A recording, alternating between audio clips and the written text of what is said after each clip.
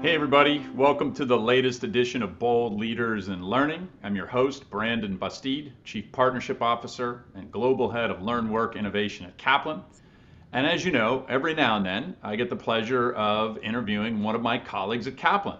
Kaplan's a fascinating global education organization, and there's a lot of experts here. And I'm delighted today to introduce my colleague, Dr. Dientje Francis-Lawrence, who joined us just a few months ago as our global head and vice president of partnership, growth, and transformation. Welcome aboard to Kaplan. Welcome to Bold Leaders in Learning. And tell us a little bit about what your role is at Kaplan.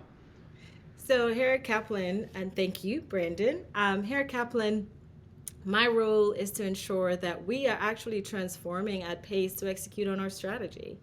As you know, our goal is to impact as many lives through learning as we can, and we are right now looking to do that in many, many different ways. But that requires a lot of things to happen internally and everything to align. So I think my job is to make sure it all does, one day at a time. I really enjoyed it. Some really great folks here, and of course, this is the mission that I am very well aligned to because of my own values. So super excited to be here. Very happy. Yeah, well, I'm glad you arrived when you did because, as you know, we're tasked with supporting a lot of universities and employers with this thing called transformation, or what others may refer to as innovation, and really specifically around how we teach, how we learn, how we support students of all different, ages and styles and interests and backgrounds. And certainly some interesting challenges within the employer world around talent development, upskilling, reskilling, which I know we'll talk about in a little bit. But I want to start with your own background. You've had a fascinating personal educational journey and also career journey. And so maybe at a high level, tell us a little bit more about your path before Kaplan. So thanks for asking, Brandon. I feel like it's hard to start out talking about me without understanding like where I came from. I'm from a little island in the West Indies. I am from a little tiny village, and when I was growing up, no one had gone to college. Like no one had. That was a dream that was beyond and bigger than anyone could imagine. But I think my parents had this vision of me going for it, and they pushed me really hard to get there. So I came to the United States and went to a small liberal arts college called Rollins, got some amazing skills. And while I was there, I got my MBA and I started in the edtech world. I did spend a lot of time teaching before that because it is a passion of mine in the classroom. But I think after teaching for a while and managing classrooms, I really got to a point where I wanted to have a bigger sphere of influence. So I wanted to go out of the classroom like a lot of teachers are doing right now as well. So I went back, got my MBA, and that's when I started working in what is called now, I think, the OPM industry. So I started working with a lot of schools, not for profit schools, universities, who are trying to really scale for the first time and really grow enrollments online. And so one of the things I learned to do very early on is figure out how do you transform internally as an organization. So we had to transform our own company, but how do you transform at a university to support the adult learner coming back with so many responsibilities? The adult learner that I am, because I knew some of those challenges that you naturally face. And so I spent a good 11 years looking at processes and structure and managing through KPIs so that you're constantly improving and helping to ensure that you set up the right kind of nurturing environment for that student. I spent a good chunk of time thinking about how you think about curriculum and how you design so that you're ensuring that the rigor of your content is maintained even as you scale to larger enrollments. After I did that for about 11 years, really enjoyed it. We were able to build many, many, many great programs and graduate a lot of amazing students who've gone on to do great things. I decided to move into more of looking at a larger context. So in that case, I worked in looking at English language learning as folks were coming and immigrating to the United States, looked at assessments in K through 12, look at the way that we look at workforce education and skill building. So I spent the last 3 years of my career right before Pearson really looking at that because we really wanted to see how we could tie learning directly to outcome, and that outcome being linked to employability, which is can be really hard to do in many different contexts because a lot of the skills you learn are really hard to measure, right? So I ended up coming to Kaplan because, as it turns out, you all are doing things in all of those things, which is really exciting for me because I can influence and impact so much of that. So I'm really, really interested to see what we do next and super excited to be here. Yeah, and so you obviously touched on pieces of your own background, not just into your career where you've seen almost every aspect of the education world. But go back to the experience of coming to the U.S. as an international student, right? I mean that's a big deal. Entering into a liberal arts college or environment, which in many ways is still sort of a uniquely American thing, right? Right. So how does somebody first discover, hey, I'm gonna go to a small liberal arts college. By the way, go Rollins. I've known the team at Rollins for a long time. Amazing institution. But just take us back into that world of being an international student and coming into that U.S. higher education system within a small private liberal arts type campus. You know what's interesting? I think most people don't realize, like, if you are a first generation in college, or if you are, even from a foreign country, it's very hard to figure out where to start. And I'd love to say that I came to Rollins because I knew what Rollins was. But I ended up picking Rollins because of where it was located. It was next to where my aunt lived, and I could live at her house while I went to school. And if you're from a low socioeconomic background, it really matters how much things cost. So I ended up selecting there. They were kind enough, they gave me a scholarship and a computer. And so I said, that's what we're gonna do. And so I came up here with just enough money for one semester of tuition. And I Wow. remember, towards the end of that semester, realizing I'd have to sit out. And if you sit out 2 semesters as an international student, you have to go back home. To come to the United States, you are supposed to be able to have at least 4 years of tuition right away. So most schools just attract students of a certain socio background, and I didn't have that.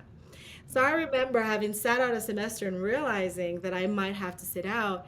And it was one of the professors at my college, at Rollins, who went back and lobbied and said, this is a really great student. Please give her a scholarship. And they gave me a full ride. Ended up graduating at the top of my class. I ended up giving the valedictorian address and then getting an MBA from Rollins as well. But I really learned, like, during that time, how important it was, things outside the classroom. So much of what we focus on is what is in the course and the student's life in the course, but a lot of how well we perform. I mean, I would not have had a degree if someone didn't give me the opportunity financially to do that. So much of how much we're able to achieve is determined by everything outside the course. So that really made a big deal to me. Now, being in the experience of coming to a liberal arts environment and actually just exploring texts, and I was an English major and a psych major, learning from some really brilliant minds, I can't tell you how that shifted my perspective, how quickly it shifted my perspective of life. If you think about coming from a small village where, when I was growing up, there was, this is going to blow everybody's mind, we didn't have electricity, by the way, so we didn't have cable, we didn't have phone until I got to high school. So when I got to that environment, a lot of folks think that, in the liberal arts environment, you're sort of shielded from the world, and to some extent you are.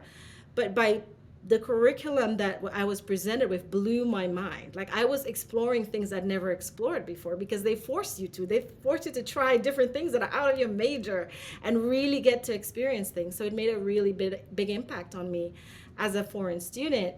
The other part is, I think folks underestimate the impact of having students from a global pool in their classroom, Yeah. being able to provide a different context, a different lens through which we see things. Because a lot of even our professors tended to, the thinking was a little insular in terms of people's experiences. And so when you're able to bring that to the classroom, it doesn't just help that student, it helps everyone in that classroom. Because once you leave the classroom and you start working, it's a global workforce, right? So you really want to make sure your students are prepared to do that. And nothing does that better, in my experience, than either going to a foreign country to study or being surrounded by people of different backgrounds and cultures. So I have to say that was a really, that's one of the learning, some of the many learnings I had while I was at Rollins. Well, I've had several guests on in the past, talking about the value of liberal arts, right? Yeah. Maybe not necessarily the brand name, which has gotten convoluted in terms of how people think about it. Like there's just a lot of people who don't know what it is, and then others who think it's a political liberal as opposed to liberal education the way it's traditionally defined, and so there's a little bit of a branding and misperception challenge. But at the root of it, right? And in terms of what employers want, not just what an individual student gets out of it in the way that you just articulated its value, employers want a broadly educated student who's also specifically skilled, right? It's not the either or, it's the both and. And so, you had this amazing experience as an undergrad, right, English major, but then you went on to get an MBA, and then I know we'll talk about it later, but you just finished a doctorate in education. So, even from your educational perspective, the MBA obviously is a much more kind of business specialized degree, right? And then, education degree on top of that. But tell me a little bit about the value and the context of that liberal arts undergraduate foundation and the MBA training and some of the training that you learned on the job. Yeah, that's such a great question. So when I think back, you know, I wanted to I wanted to major in English because I wanted to write books. That's all and I might still do that, Brandon. I might retire and just write novels. But and a lot, my parents naturally said, like, shouldn't you be an engineer or something? I feel like that's more tangible. Of But course, I yeah. remember, once I graduated and I started working, actually, after my MBA is when I really realized the value of my liberal arts education, is really the critical thinking skills that you get doing that. Like, as part of my undergrad, everything I did was take things apart and analyze them. And I don't know that folks realize how hard that skill set is to build. And if you hire people, yourself, like, that's a skill set that's intellectual curiosity is not something that you could just magically create, but they really foster that in you and nurture it in you. So building those critical thinking skills, building your ability to tell stories. By the way, as it turns out in business, everything is about telling the story. That's why I aced all my Yep. presentations in the MBA program, which was like a presentation a day. And that's why you do that when you start working. A lot of it is how you tell the story of the data that you're looking at, as the Yep. information that you have to share if you lead your team. A lot of it is telling that story. The other thing that I don't hear people talk about much that a liberal arts education does, it really gives you, or they really push you towards understanding people who are not like you. And I think when you become a manager, when you start working on a team, you recognize the value of doing that. You recognize the value of those multiple perspectives. You recognize that it makes you better.